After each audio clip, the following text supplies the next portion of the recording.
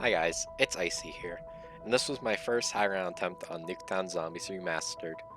And I gotta say, first impressions, this map looks really good, and I thought it was cool how they kept in features from the original Nuketown Zombies, like the random perk spawns and the Richtofen takeover Easter egg that happens on round 25. And they also added a couple extra things like custom weapons and new perks.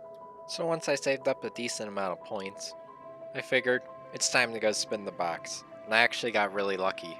My first hit I got the AN94, which I know that's not what it's actually called, but I'm gonna call it what it really is. It's the AN94. In my second hit I got the RPK, and around this time, I accidentally brought up the scoreboard and I found out there was a shield, which I was really surprised since the original Nuketown didn't feature a shield. And the shield parts are actually really easy to find, each part being in its own section of the map. So I went around the map for a little bit trying to find where the workbench is, and I ended up finding it in the yellow house in the garage, which I was pretty upset about because I normally train in the backyard of the greenhouse, but at least the workbench wasn't in a death trap.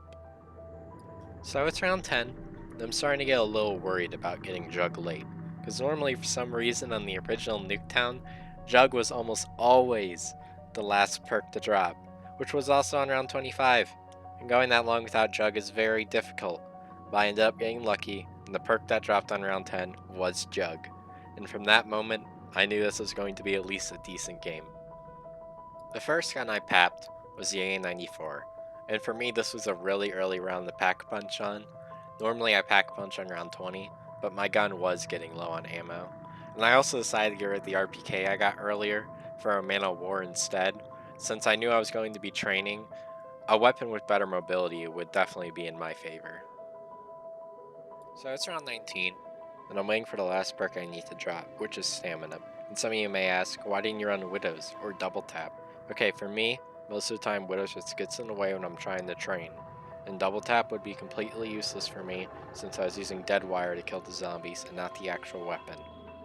And, yes, there is a 4 perk limit on this map. My first down was actually on a pretty low round. It was on round 22, so that sucked.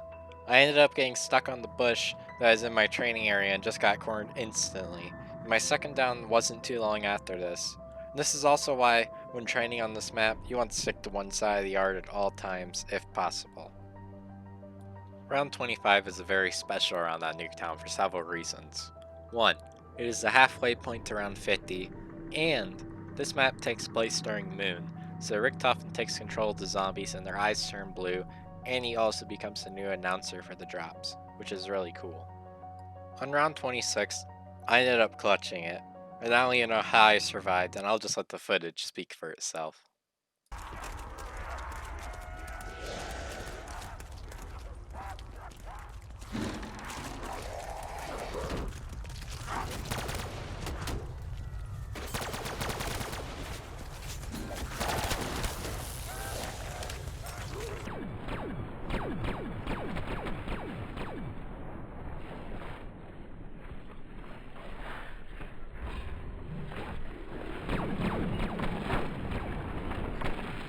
So my second down was on round 28, again, a really low round, so I basically wasted my 2 revives on low rounds.